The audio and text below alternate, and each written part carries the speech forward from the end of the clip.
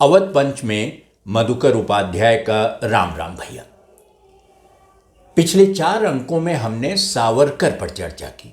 सावरकर के संबंध में उठे विवादों पर मोहन भागवत, जो राष्ट्रीय स्वयंसेवक संघ के प्रमुख हैं, उनका ये कहना कि ये सावरकर युग है, और राजनाथ सिंह का ये कहना कि सावरकर ने अपने माफ़ीनामे जो उन्होंने कालापानी से, अंडमान सेलुलर जेल से लिखे थे, वो गांधी के कहने पर लिखे थे।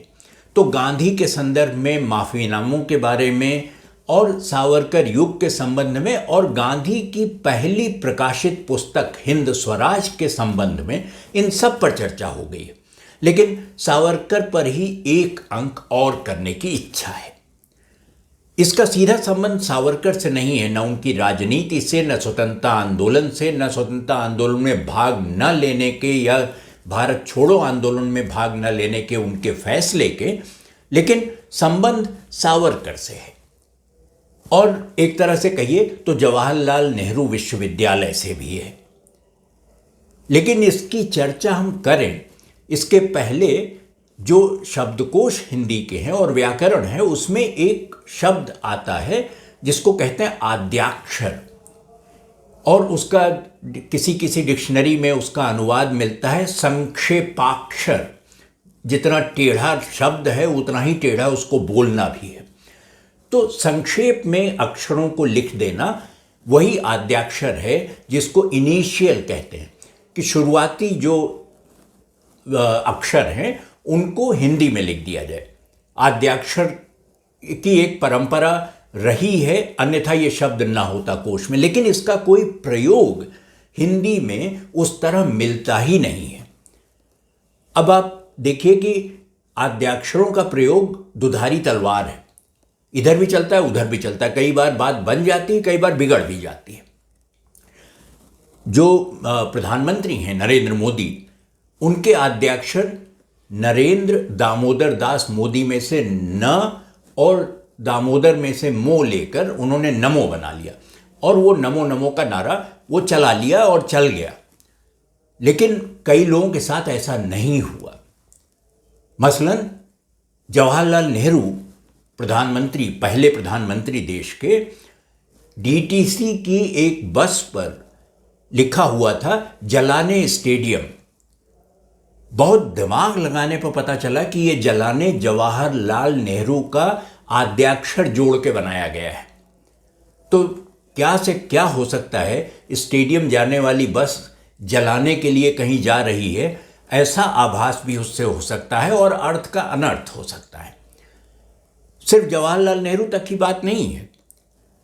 आप सड़क पर निकलिए तो मैं बचपन में सोचा करता था और समझ में नहीं आता था, तो मैंने एक बार किसी से पूछा कि ये हर 1-8 किलोमीटर 2 किलोमीटर पर एक खंबा लगा रहता है, उस पर रामा लिखा रहता है, तो क्या ये अयोध्या के राम का प्रताप है कि उनका नाम सड़क के किनारे जगह जगह लिखा हुआ है ताकि लोग भूल ना जाएं? तो वो बहुत ज़ोर से हंसे और उन्होंने कहा कि ये राष्ट्रीय मार्ग है, राजमार्ग है, उसका संक्षेप है रामा। तो एक और नमो है, एक और जलाने हैं, एक और रामा हैं। और अब आप सोचिए कि पुल जिससे लोग नदी पार करते हैं, उनको अगर वो किसी के नाम में आता हो और वो पूला लिखता हो अपने आप को, पूला देशपांडे, मराठी के बहुत बड़े गायक, लेखक और संगीतबद्ध करने वाले रचनाओं को पूला देशपांडे, उनका पूरा नाम था पुरुषोत्तम लक्ष्मण देशपांडे, बहुत बड़ी हस्ती थे। सन 2000 में उनका निधन हुआ। पूला देशपांडे को पुल देशपांडे कहते हैं। अगर एक आद्याक्षर से एक बिंदी हट जाए तो क्या हो सकता है, आप अनुमान लगा सकते हैं। एक जगह तो वो, एक तो चौधरी साहब जो लोग होते थे उनको चौ साहब कहते थे। चौ साहब बताइए आप, तो मेरठ के आसपास के इलाके में तो चौ साहब बिल्कुल सामान्य बोलचाल में आता है। और अगर कोई आपसे कह दे कि आप हवाई जहाज़ से किसी शहर में उतरें और पता चले कि आप चौच एयरपोर्ट पर उतर गए हैं, तो आपको समझ में नहीं आएगा कि आप दुनिया के किस देश में हैं और किस हवाई अड्डे पर उतर गए हैं। विस्तार करिए चौच का तो पता चलता है कि वो चौधरी चरण सिंह हवाई अड्डा है और वो लखनऊ में है। तो ये नाम का आद्याक्षर का इस्तेमाल हिंदी में शायद इसीलिए वर्ज्य रहा होगा, लोगों ने इस्तेमाल नहीं किया इसका, क्योंकि इससे अनर्थ ज़्यादा हो रहा था, अर्थ कम निकल रहे थे। उसी सिलसिले में मेरे एक गुरु थे, वो मुझे मेरे शिक्षक थे, उनका नाम था HY, कर्नाटक के थे, HY शारदा प्रसाद। वो हिंदी में अपना दस्तखत करते थे तो लिखते थे होयो, होयो शारदा प्रसाद। आद्याक्षरों के इस्तेमाल में मात्राएं आएंगी कि नहीं आएंगी, ये एक बड़ा सवाल है। अगर ना आता तो उसको HY लिखा जा सकता था, या कुछ भी कर सकते थे आप, या ह और यह लिख सकते थे, लेकिन वो है शारदा प्रसाद हो जाते, लेकिन वो हो यो शारदा प्रसाद लिखा करते थे। तो अब ये जो पूरी लिस्ट है, पूरी सूची है कि किस तरह आद्याक्षरों का इस्तेमाल गड़बड़ी कर सकता है, इसकी कड़ी अभी हाल फिलहाल जवाहरलाल नेहरू विश्वविद्यालय से जुड़ती है।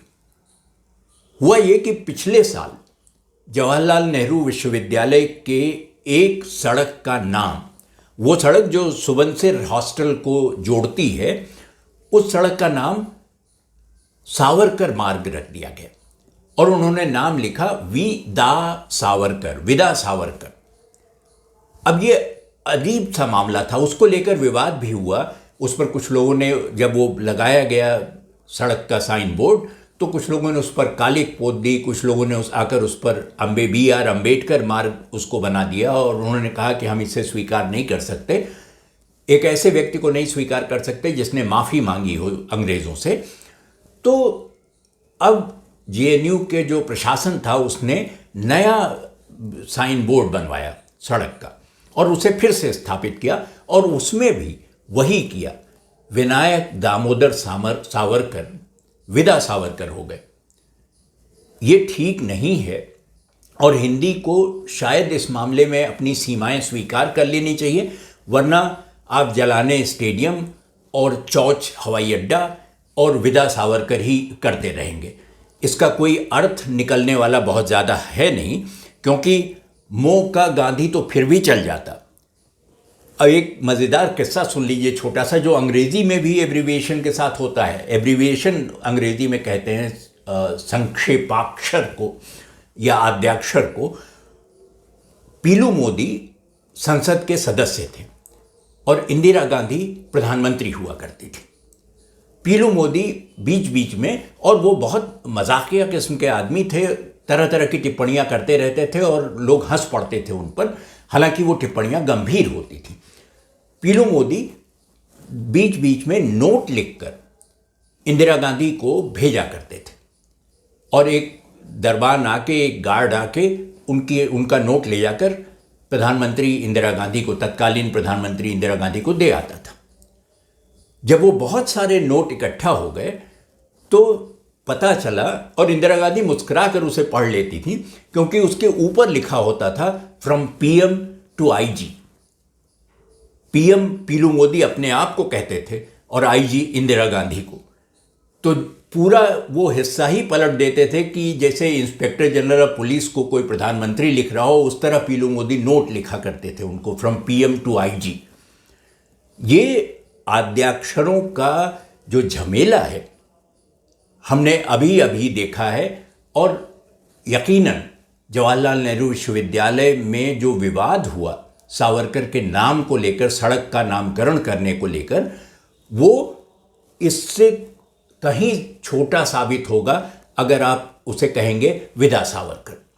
वैसे बहुत लोगों की ख्वाहिश होगी कि विदा हो जाए, लेकिन इस तरह से विदाइयाँ न होती हैं और न होनी चाहिए। अवध पंच के इस अंक में इतना ही। अगले अंक में भेंट होगी, तब किसी और विषय पर चर्चा करेंगे। अगले अंक में आपसे मुलाकात हो, तब तक के लिए राम राम भैया।